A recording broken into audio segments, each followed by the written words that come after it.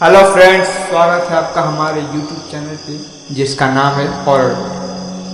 आज आपको हम एक ऐसी कहानी सुनाने वाले हैं जिसे सुन के आपको काफ़ी अच्छा महसूस होगा और काफ़ी डरावना भी है। ये कहानी जो है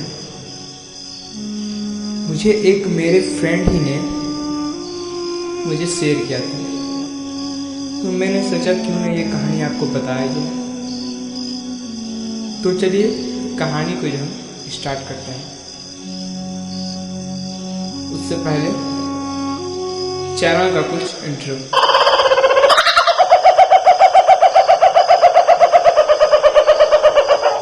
ठंड का दिन था। सड़क पर बहुत कम लोग थे। पंकज अपने घर की तरफ जा रहा था। वो अभी अभी एक हॉरर फिल्म देखकर आ रहा था। 12 बजे रात को खत्म हुआ। फिल्म बहुत डरावनी थी, जिसकी वजह से पंकज उसी फिल्म के बारे में सोचता रास्ते पर चल रहा था। आपको तो पता ही है कि जब भी आप कोई फिल्म देखते हैं तो उस फिल्म के अंदर जो था, उसमें जो बातें थी, इसमें जो सीन था, वे आपके माइंड में 10 से 15 मिनट या आप उसे 1 घंटा कह सकते हैं, जो आपके माइंड में वो घूमता रहता है। तो वही चीज़ ये जो है पंकज के साथ हो रहा था, और उसने तो हॉरर फिल्म देखी थी जिससे ज़्यादा उसके दिमाग पर असर पड़ रहा था। पंकज जो है रास्ते में छोटी छोटी आवाज़ से भी डर जा रहा था। और ये सही बात है, अगर आप कोई हॉरर फिल्म देखेंगे तो आपको उसके बाद छोटी छोटी चीज़ों से भी डरने लग जाता है, जैसे खिड़की खोल के सोना, रात को जैसे आप छत पे कभी जा रहे नहीं जाना, ये सब अक्सर डरने लगता है। और डरे भी क्यों नहीं, फिल्म ही इतनी डरावनी थी। लेकिन उसका घर अभी दूर था, और सबसे बड़ी मुसीबत उसके लिए तो ये थी कि रास्ते में ही शमशान घाट भी आता था। आप इमेजिन करके देखिए कि पंकज का क्या हाल हुआ होगा। वो तो एक ऑलरेडी पहले खुद की फिल्म देख के डरा हुआ था, और उसके रास्ते में शमशान घाट ही पड़ता था, जिससे सोचकर पंकज काफी डर गया।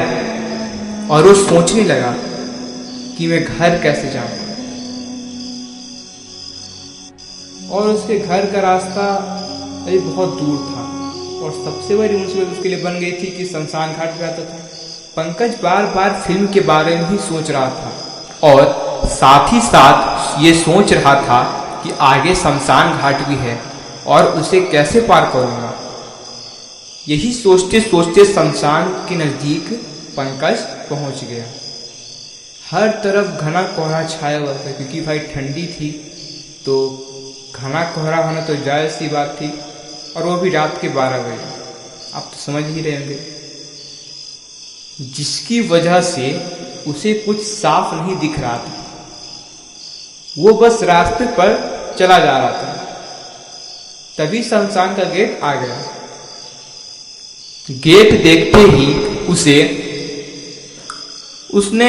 उस तरफ देखने से मन ही मना कर दिया। अभी वो गेट पार कर ही रहा था कि उसको गेट के पास किसी छोटी बच्ची के रोने की आवाज आई।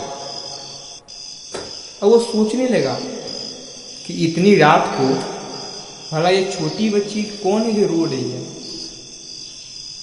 वो उस आवाज को सुनकर रुक गया।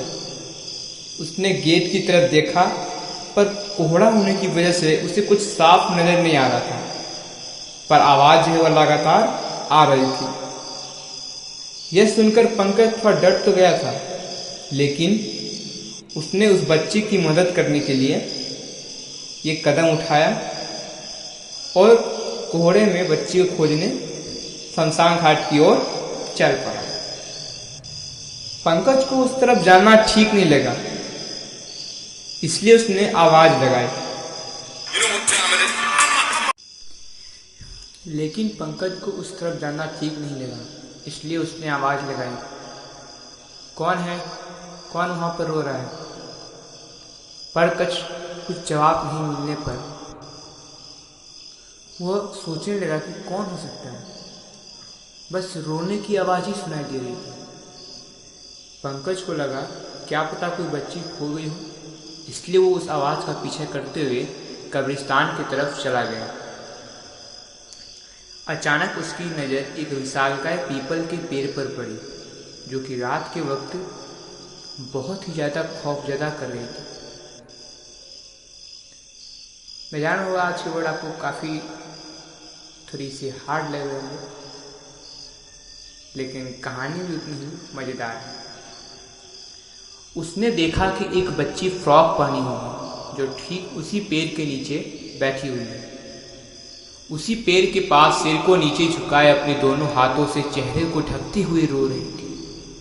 पंकज उसके पास चला गया और उसको चुप करने के लिए उसने उसके कंधे पर हाथ रखा और पूछा, बेटी तुम यहाँ अकेले, वो भी इतनी रात को, तुम कर क्या रही हो? और तुम्हें पता भी है ये कौन सी जगह है? उस लड़की ने कोई जवाब नहीं दिया। वो फिर भी लगातार रोती रही। यह देखकर पंकज को बहुत बुरा लगा और उस बच्ची पर तरस भी आया। वो आगे बढ़कर उस लड़की के कंधे पर अपने हाथ को रखता है, लेकिन वो फिर भी चुप नहीं हो रही थी।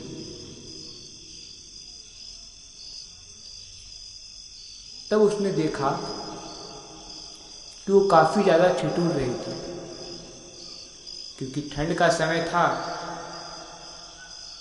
और वो भी बिन स्वेटर के, जिससे उसे काफ़ी ठंड लग रहा था। तो उसने सोचा कि वो इस वजह से रो रही होगी। तो उसने अपना जैकेट निकाला और उस बच्ची को ओढ़ा दिया। पीठ पर जैसे ही वो अपने जैकेट को रखता है, वो लड़की अचानक से रोना बंद कर देती है और बिना सिर उठाए बोलती है, तुम यहाँ से चले जाओ, यहाँ पर कोई किसी का अपना नहीं होता है। पंकज यह सुनकर बोलता है, अरे बेटी तुम कैसी बात कर रही हो, और तुम्हारे माता पिता कहाँ हैं? यह सुनते ही वो बोल पड़ती है, मेरे माता पिता ने ही मुझे यहाँ छोड़ गया है और वो कहीं चले गए हैं। पंकज ने उससे पूछा, क्यों? आखिर क्यों चले गए छोड़कर, और कहाँ चले गए हैं? वो विचित्र लड़की बोली, क्योंकि मैं मर चुकी हूँ इसीलिए। उसके इस जवाब को सुनकर पंकज जो है वो हक्का बक्का रह गया, मानो पंकज के पैर के नीचे जमीन खिसक गई। वाकई सी बात जो है वो जायज। कोई व्यक्ति आपके सामने खड़ा हो और आपको बोले कि मैं मर गई, तो आपको कैसा लगेगा? या तो आपको हंसी आएगी या तो आप डर जाएंगे। लेकिन समय ऐसी और जगह ऐसा था जिसे हंसना तो दूर, पंकज के मुंह से आवाज तक नहीं निकला। पंकज उसके बाद कुछ समझ नहीं पाया और वह कहे भी तो क्या। वो बच्ची बोली, उन दोनों का कब्र के बीच में ही मेरा कब्र भी है, मैं चलो तुम्हें दिखाती हूँ। तभी वो लड़की उसकी तरफ मुड़ी और अपने चेहरे से अपने दोनों हाथों को हटाते हुए पंकज की तरफ बढ़ी। पंकज उसका चेहरा देखकर डर गया। उसके चेहरे पर बहुत ही ज़्यादा भयानक था, धब्बे पड़े थे। पंकज की तरफ देखते हुए वो जोर से हंसने लगी। यह देखते ही पंकज वहां से भागना चाहा, लेकिन वो अपनी जगह से तनिक भी हिल नहीं सका। वो अपनी जगह पर ही खड़ी रही और उसके हाथ धीरे धीरे अपने आप लंबे होते चले गए। अगले ही पल पंकज की गर्दन उस बच्ची की पकड़ में आ गई थी। धीरे धीरे सिकंजा फंसते जा रहा था। पंकज की आंखों के सामने अंधेरा छाने लगता है और धीरे धीरे वो बेहोश हो जाता है। जब पंकज की आंख खुली तो उसे पता चला कि वो सपने देख रहा था, पर उस डरावने सपने में उस लड़की का भयानक चेहरा अभी भी उसके मानसिक पटल पर ताजी था। परंतु उसे कहाँ पता था कि उसकी असली कहानी तो अब शुरू हुई है। पंकज जब नींद से उठा तो उसके एक दोस्त जिसका नाम मनीष था और उसका फोन आता है और पंकज फोन उठाता। मनीष, अरे पंकज, आज फिल्म देखने चलेगा ना? पंकज, भाई कौन सी फिल्म? मनीष, अरे एक बहुत ही जबरदस्त भूतिया फिल्म है जिसका नाम एनाबेला है, और हम एक बात और बता देते हैं कि हमें आज रात का ही शो मिला है। पंकज, लेकिन रात को वो भी हॉरर फिल्म देखना सही होगा क्या? तभी मनीष से फोन लपकता हुआ उसका दोस्त रजत बोलता है, अबे तू एक नंबर का फट्टू ही रहेगा क्या? अब तू बच्चा नहीं रहा और मूवी देखने हम 4 लोग जा तो रहे हैं। पंकज, 4? वो कौन कौन? रजत, अबे मैं, तू, मनीष और विकास। चल आधे घंटे में तैयार हो जा, हम 11:30 बजे तेरे घर आ रहे हैं, क्योंकि शो का टाइम 12 बजे का ही है। पंकज, ठीक है आ जाओ, मैं तैयार ही मिलूंगा। अब पंकज करे भी तो क्या करे। पंकज के डरने की वजह कुछ और ही थी। ये वही फिल्म थी जो पंकज ने सपने में देखी थी। पंकज फोन रखने के बाद यह सोचने लगा कि ये तो बिल्कुल सपने की ही तरह हो रहा है, पर उसने इसे इत्तेफाक समझकर ही फिल्म के लिए हाँ कर दिया था। क्या हुआ बताएंगे आपको अगली कहानी में। अभी के लिए धन्यवाद। अगला एपिसोड जल्द ही आ रहा है।